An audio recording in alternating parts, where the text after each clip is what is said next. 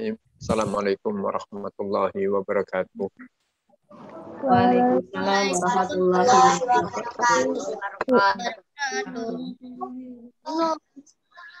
Alhamdulillahirabbil alamin. Shalatu wassalamu ala asyrafil anbiya'i wal mursalin wa ala alihi wa ashabihi wa man ta'a bi da'watihi wa sara ala nahbihi ila yaumiddin. Amma ba'du.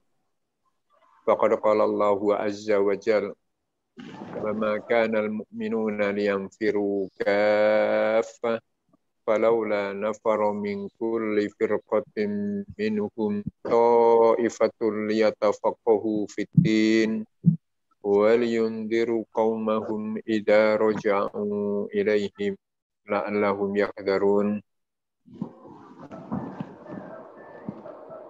Pertama, para bapak, para ibu, para ayah, para bunda, para santri-santri kita, santri Al-Quran di rumah baca Al-Quran ini, Al-Fatih ini.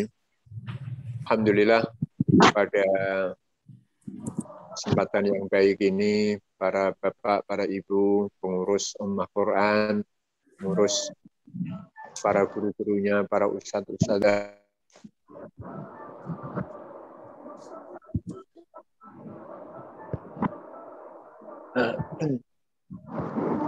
kita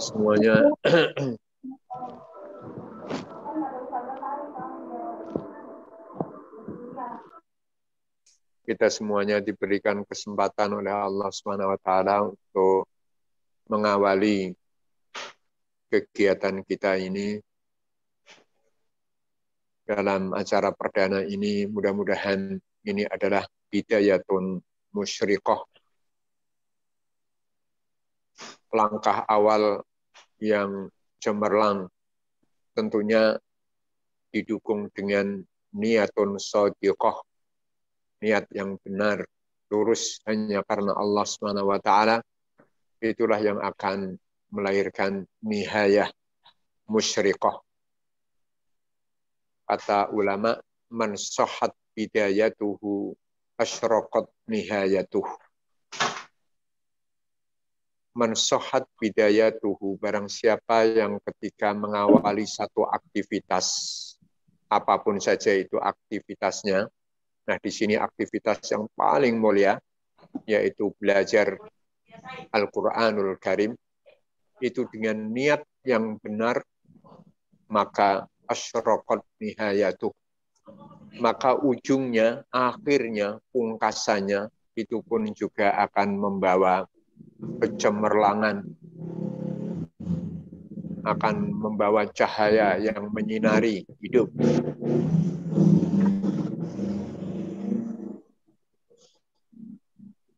Ini adalah bidayah yang perlu kita sama-sama perbarui niat kita. Para bapak, para ibu, anak-anakku semuanya yang saya cintai karena Allah Subhanahu wa taala. Kita di saat ingin menjaga semangat untuk mendidik, mengarahkan anak kita, mendidik anak-anak kita untuk menjaga semangat itu, pertama yang kita butuhkan adalah al-amal al-kabirah. Al-amal pakai hamzah ya, bukan pakai ain. Al-amal al-kabirah, yaitu obsesi-obsesi besar. Obsesi-obsesi besar inilah yang harus kita tanamkan sebagai pendidik, sebagai pengurus Ummah Al-Quran, sebagai Al-Fatih ini, sebagai orang tua, dan bahkan anak kita pun juga kita berikan motivasi terus. Al-amal al-kabirah inilah yang insya-Allah ta'ala akan bisa mengantarkan kepada kesuksesan anak didik kita, para santri-santri kita. Kita melihat bagaimana obsesi-obsesi besar yang pernah terjadi pada orang tua terdahulu, pada ayah bunda terdahulu ketika mendidik atau mengarahkan anaknya dalam dunia pendidikan. Atau para guru-guru ketika berjuang, berjihad di dalam mengajar anak didiknya. Kita saksikan contoh-contoh konkretnya. Al-amal al-kabiroh ini, obsesi-obsesi besar mereka. Supaya anaknya ke depan itu menjadi ulama-ulama besar. Menjadi orang-orang yang bermanfaat.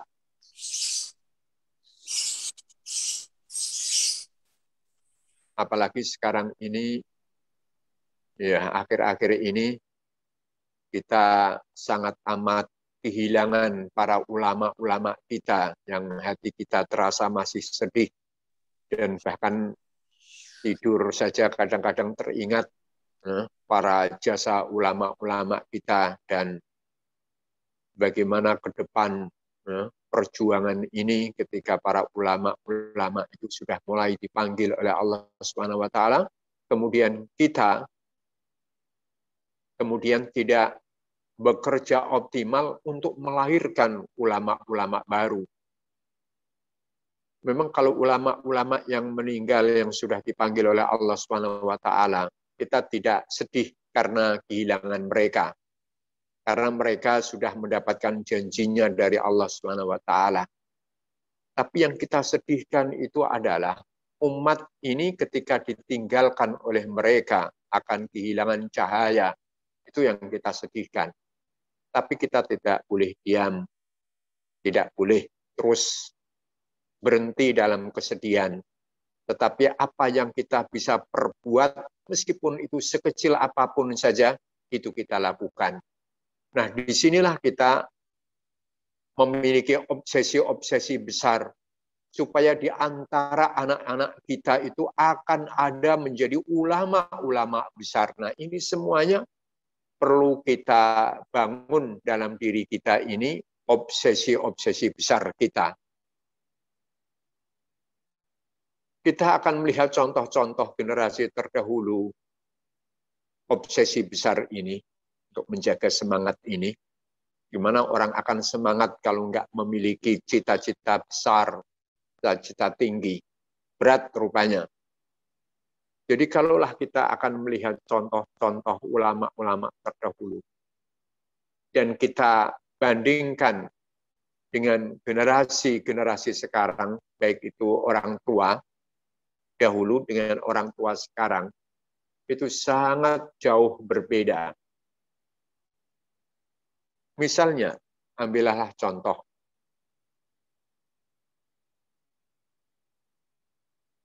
Ummu Sulaim. Itu anaknya yang bernama Al-Imam Malik ini. Itu diserahkan kepada Rasulullah SAW untuk dijadikan sebagai khadimnya, pembantu Rasulullah SAW. Ini bukan sekedar hanya ingin melayani Rasulullah agar supaya Rasulullah bisa optimal dalam berdakwahnya, karena urusan-urusan pribadinya banyak dibantu oleh para pembantu-pembantunya.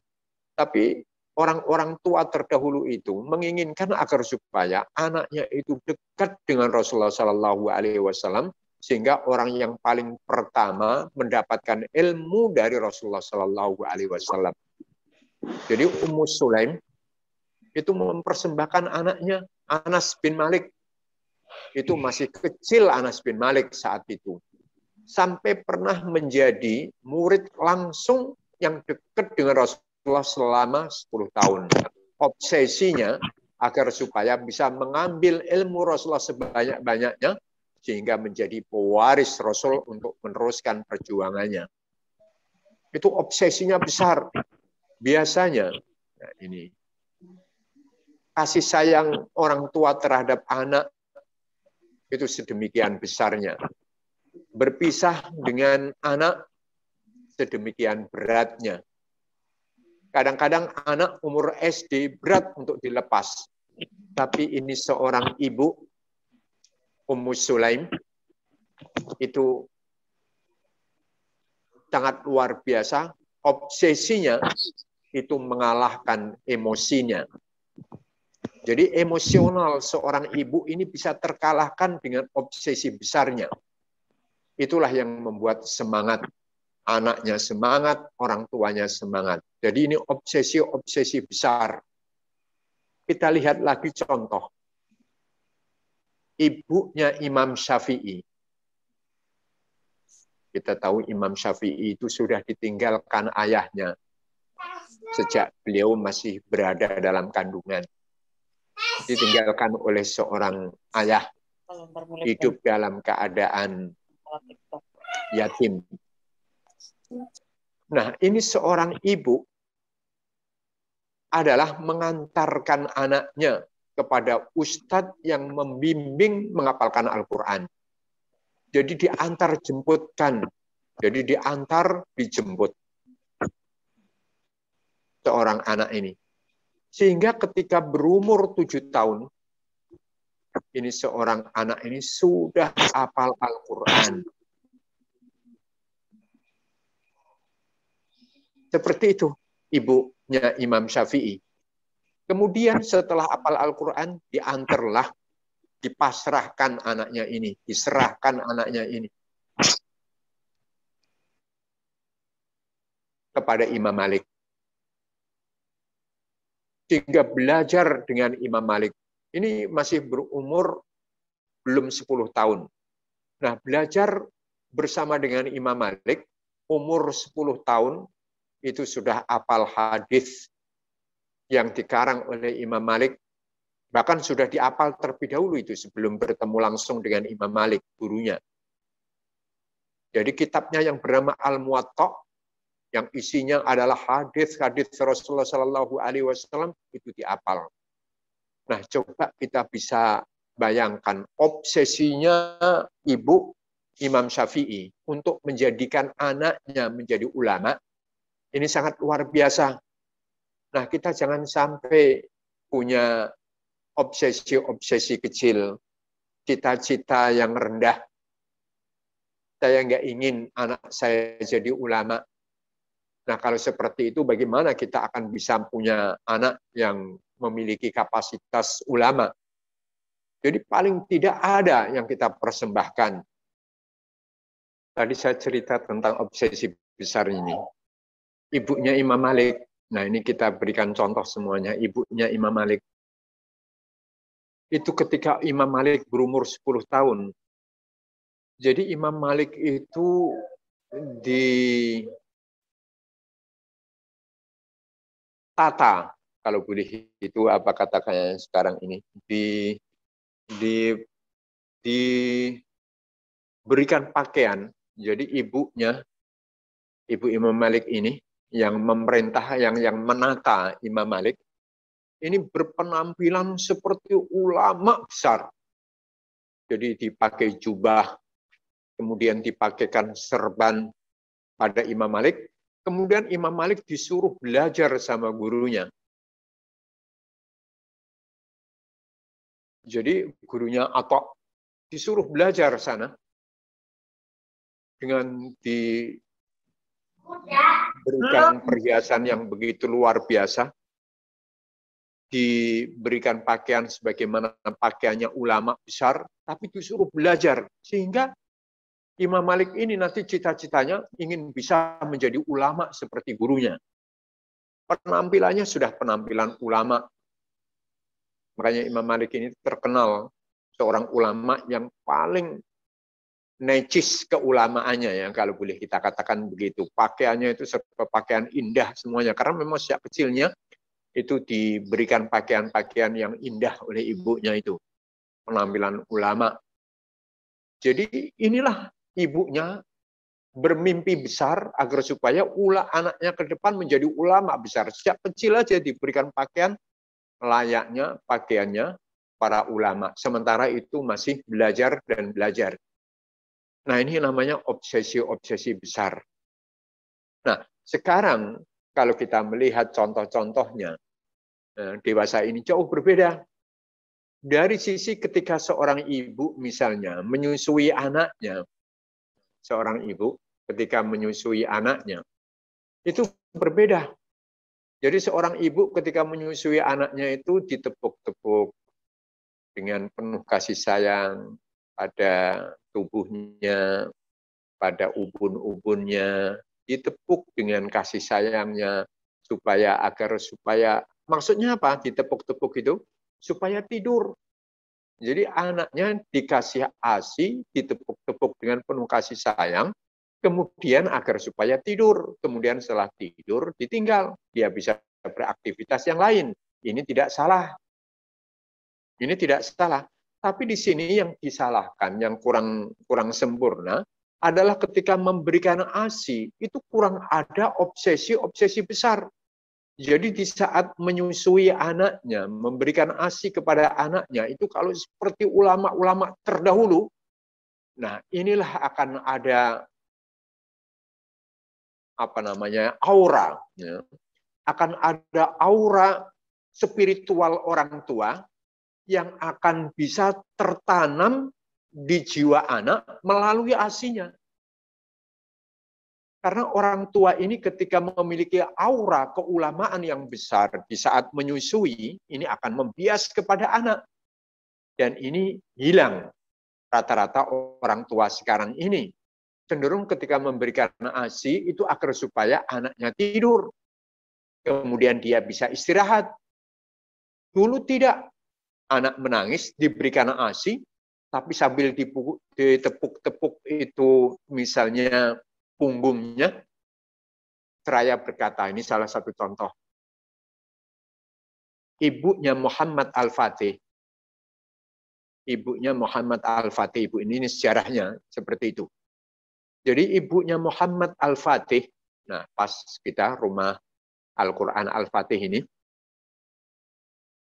ini mudah-mudahan bisa melahirkan Muhammad Al-Fatih yang baru. Itu ibunya ini ketika memberikan ASI kepada anaknya yang bernama Muhammad Al-Fatih, itu ketika sambil menepuk punggungnya, dia katakan, wahai anakku, engkaulah yang akan menjadi penakluk Konstantinopel. Dulu namanya Konstantinopel, yaitu Istanbul yang Turki sekarang ini. Jadi dialah yang menaklukkan Konstantinopel, Istanbul, dan masuk ke dalam daulah Islamiyah yang dulu masih dikuasai oleh Bizantium Romawi. Jadi itu ceritanya adalah di saat masih menyusu, itu obsesi besar ibu inilah yang akan membias kepada anak. Sehingga sejak kecil anak ini darahnya itu mengalir ingin membebaskan tanah-tanah yang dimana penduduknya ini belum beribadah kepada Allah Subhanahu wa taala.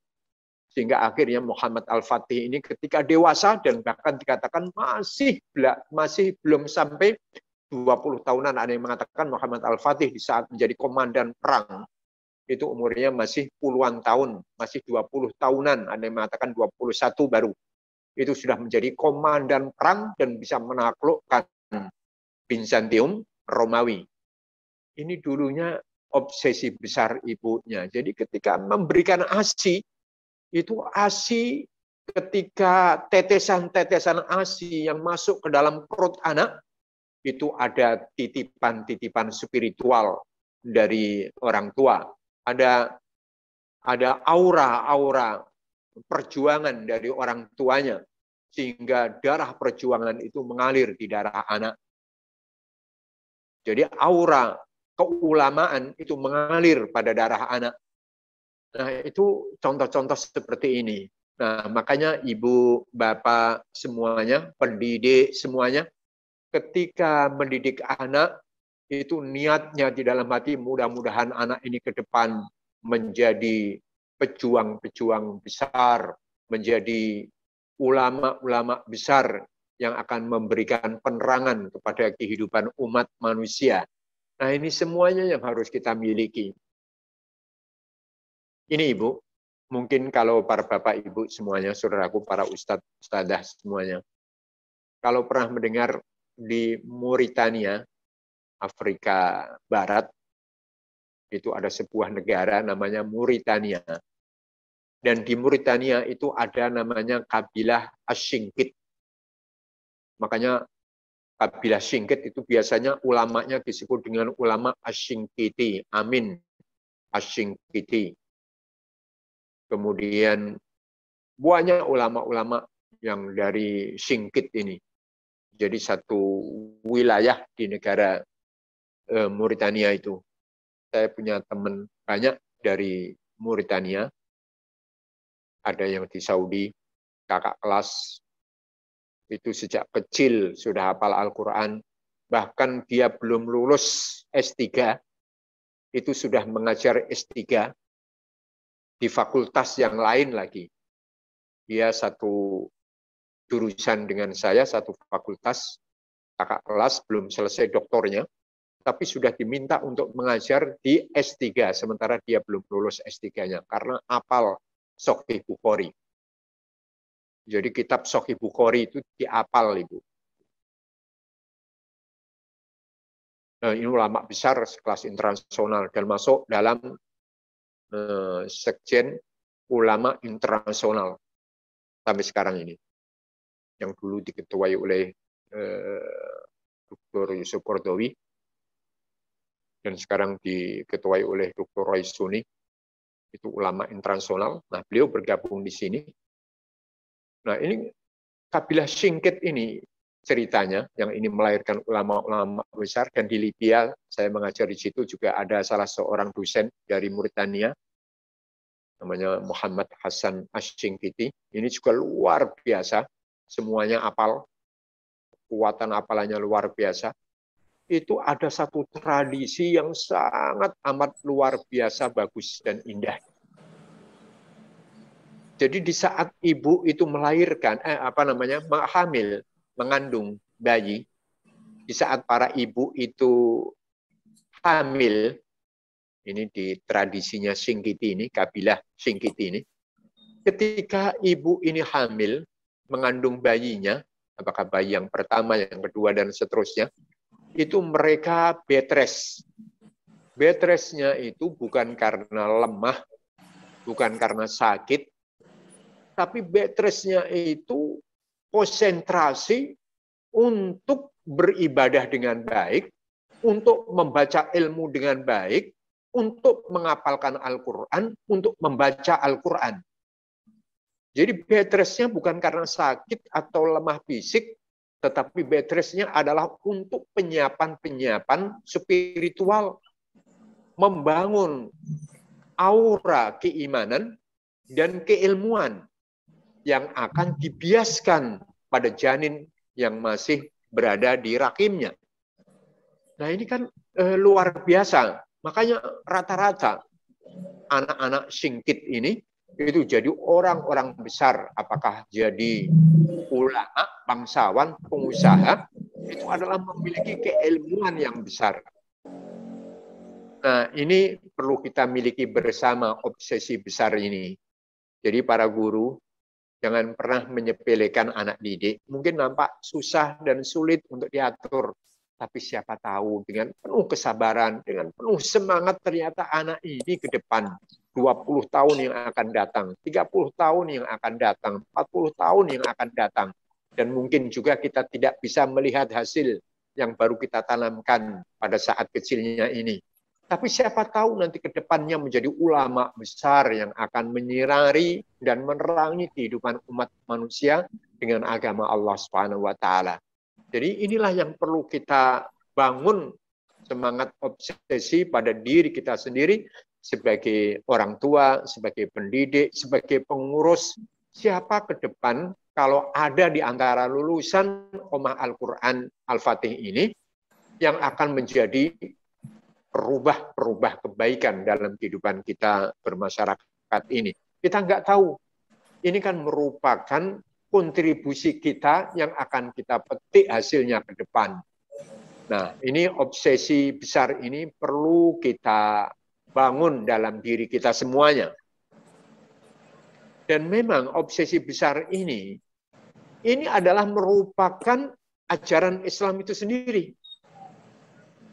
Rasulullah Shallallahu Alaihi Wasallam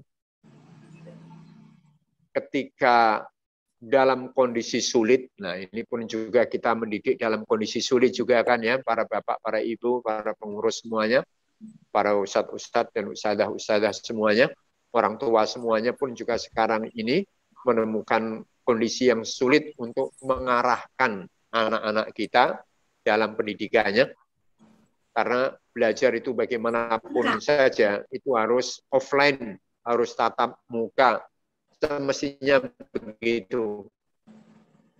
Tapi dalam kondisi seperti ini adalah kondisi sulit. Tapi meskipun demikian, kita tidak boleh menyerah menunggu waktu yang belum tentu jelas, dekat atau jauh. Tapi kita percaya betul Allah Subhanahu wa Ta'ala Maha kasih sayang kepada hambanya, dan suatu saat insya Allah kondisi akan kembali normal.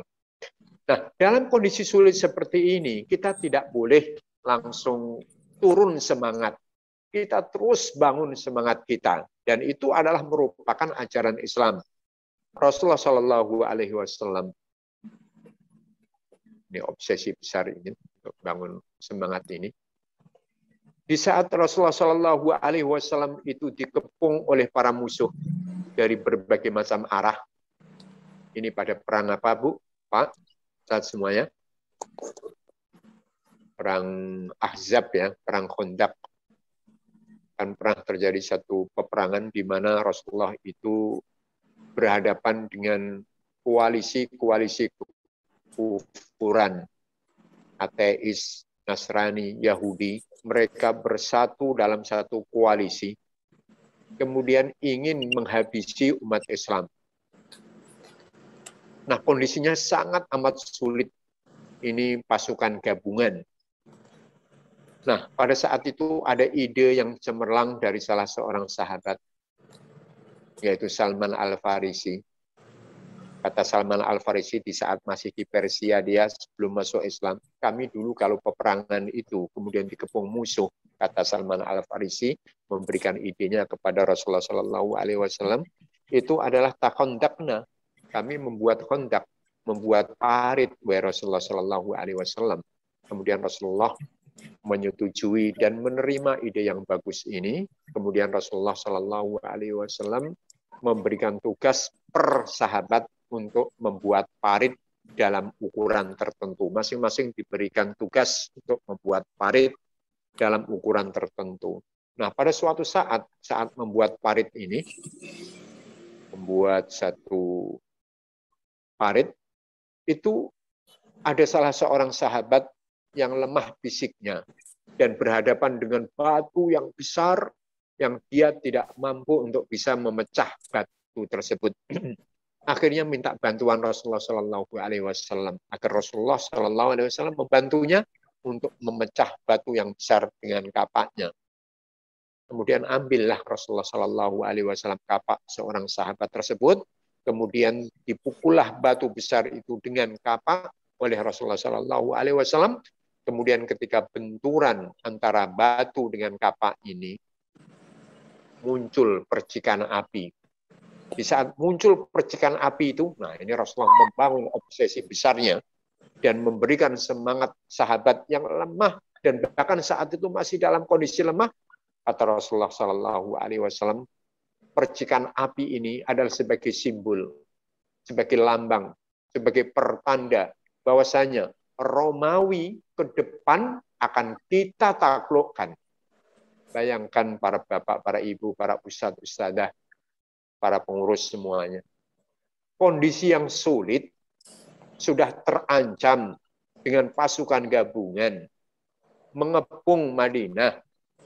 Kondisi yang sulit seperti itu, tapi obsesi besarnya Rasulullah itu akan bisa menaklukkan Romawi. Kok masih sempat-sempatnya untuk berpikir menang gitu.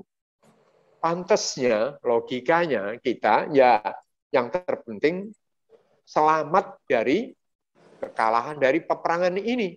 Atau bisa dimenangkan dulu dari peperangan ini. Baru nanti berpikir untuk pengembangan dakwah. Bagaimana bertahan dulu. Semestinya begitu secara logika manusia. Tapi Rasulullah Shallallahu Alaihi Wasallam itu yakin betul akan pertolongan Allah Subhanahu Wa Taala, dan ini akan berlalu kesulitan ini. Kemudian di hadapan itu ada tugas-tugas besar, yaitu penaklukan Romawi. Kemudian ketika kapak dipukulkan yang kedua kalinya, kemudian juga muncul percikan api, Rasulullah mengatakan ini sebagai pertanda, sebagai simbol, sebagai lambang bahwasanya Persia akan ditaklukkan. Jadi Romawi akan ditaklukkan, Persia akan ditaklukkan.